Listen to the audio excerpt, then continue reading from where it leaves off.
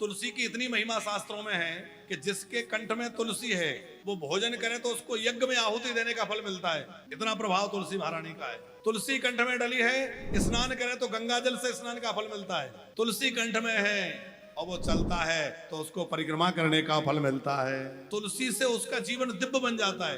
कई लोग कहते हैं महाराज जी तुलसी तो पहनना चाह रहे हैं पर हमें डर लगता है कि हमसे खाना पीना नहीं छूट रहा। कई लोग ऐसे हैं जो पीते खाते हैं। अच्छा, दो चीजें, खाना पीना और पीना खाना। पहले लोग होते थे खाते पीते, पंडित जी हम लोग कहते थे ना पुराने लोग, अरे भैया वो तो खाते पीते घर के हैं। आजकल उल्टा हो गया, वो तो पीते खाते हैं है? तो पीने खाने वाले लोग कहते हैं कि भैया तुलसी पहन लेंगे पर खा पी नहीं पाएंगे हम मन मर्जी का। हम कहते पहली बात तो यह है कि जल्दी से जल्दी बुरी चीजों को छोड़ दो। मान लो कोई नहीं छोड़ पा रहा है, फिर भी तुलसी तो जरूर पहन लो, क्योंकि तुलसी महारानी कम से कम थोड़ा बहुत तो बचा लेंगी। और तुलसी महारानी की कृपा से धीरे धीरे आपकी वृत्ति भी बदल जाएगी, भावना भी बदल जाएगी। नाम का आश्रय, तुलसी का आश्रय, कथा का आश्रय, ये वैष्णव के पास जरूर बना रहे। एकादशी की निष्ठा, नाम की निष्ठा, तुलसी की निष्ठा, ये वैष्णव जरूर होना चाहिए। अजामिल की आयु उस समय 81 वर्ष थी जब यमराज के दूत खींच रहे थे। अब वो मरा नहीं, क्योंकि ना तो भगवान के पार्षद ले गए न यमराज के दूत ले गए। वो सब बातें सुनी उसने, और सुनने के बाद सोचने लगा कि अब तो भैया बड़ा सावधान रहना है। अरे झूठे झूठे नाम निकला, भगवान के पार्षद आ गए। अब तो प्रेम से नाम लूंगा, और अब पार्षद नहीं, अब तो साक्षात भगवान मुझे लेने आएंगे, साक्षात भगवान की कृपा हो जाएगी। तो बड़े प्रेम से भगवान का नाम लेने लगा। पाई ना के ही गति पतित पावन, राम भज सुन सठ मना। गति पतित पावन, राम भज सुन सठ मना। पाई ना के गति पतित पावन, राम भज सुन सठ मना। पाई न के गति पतित पावन, राम भज सुन सठ मना। गणिका गणिका जामेल व्याधो गीत गजा दिखल तारे घड़ा। गणिका जामेल व्याधो गीत गजा दिखल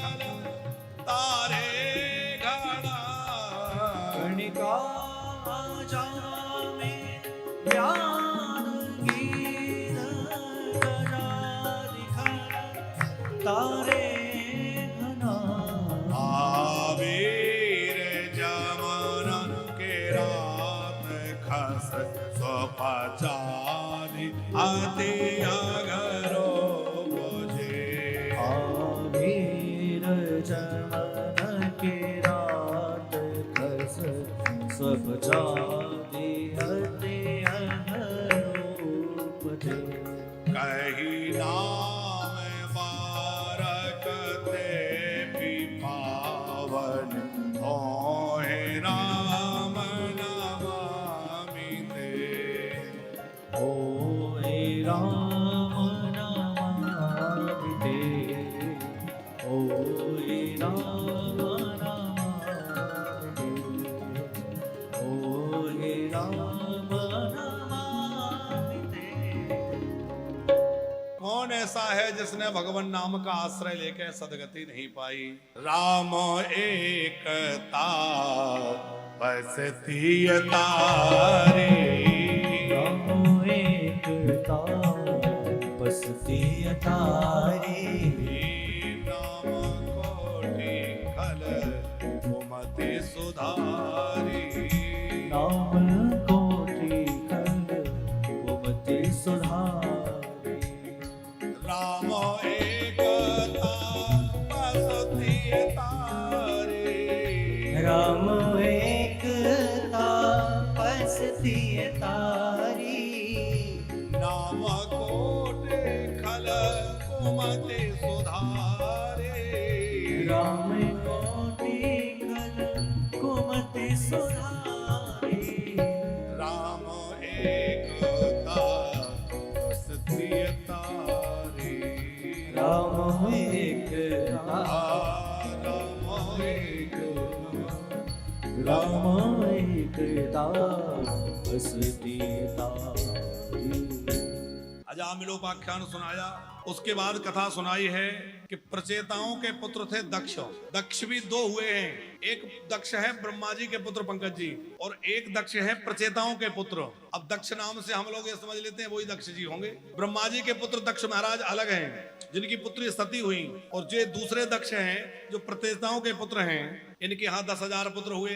नारद जी ने उपदेश दिया और वो निवृत्ति मार्ग में चले गए। अगली बार 1,000 पुत्र फिर हुए, फिर नारद जी ने इनको उपदेश दिया, फिर ये निवृत्ति मार्ग में चले गए। दक्ष महाराज को रोष आ गया, श्राप दे दिया, एक जगह नहीं रुकोगे। नारद जी बड़े खुश हुए, अभी तक तो थोड़े लोगों को उपदेश देता था, अब ज्यादा से ज्यादा दूंगा, अब और ज्यादा घूमूंगा और ज्यादा दूंगा। फिर 60 कन्याएं होने का वरदान नारद जी ने दिया। नारद जी ने कहा अब की बार तुम्हारे यहाँ कन्याएं होंगी, पुत्र नहीं होंगे। 60 कन्याएं हुई, 13 धर्म देवता को ब्याही गई, 13 कश्यप ऋषि को ब्याही गई, 27 चंद्रमा को ब्याही गई, 27 जो नक्षत्र हैं वो 27 कन्याएं हुई।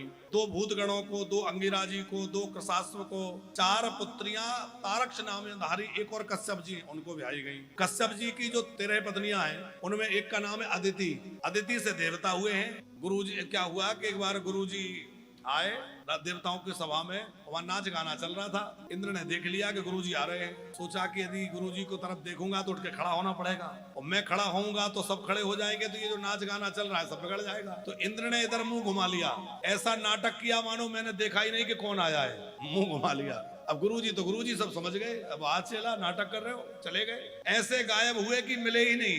असुरों को पता चला कि देवताओं के गुरुजी रुष्ट होकर चले गए। असुरों ने आक्रमण कर दिया। देवता चूंकि गुरुजी नहीं थे, निर्बल हो गए, पराजित हो गए। स्वर्ग पर असुरों का राज्य हो गया। अब स्वर्ग छिन गया तो वो बड़े परेशान थे। त्वष्टा ऋषि से कहा कि आपके पुत्र को हम गुरुजी बनाना चाहते हैं। उन्होंने कहा बनाइए। तो विश्वरूप जी को गुरु बनाया। विश्वरूप जी ने नारायण कवच का उपदेश देवताओं को दिया। ये नारायण कवच बड़ा विलक्षण कवच है।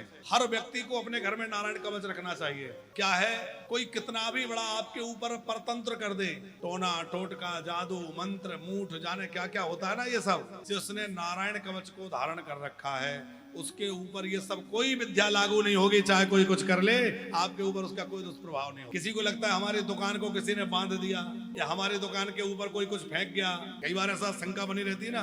नारायण कवच को अष्टगंध से भोजपत्र पर लिखवाकर सिद्ध करके अपनी दुकान में बांध दो। ये नारायण कवच का ऐसा विलक्षण प्रभाव है कि कोई परतंत्र काम नहीं करेगा।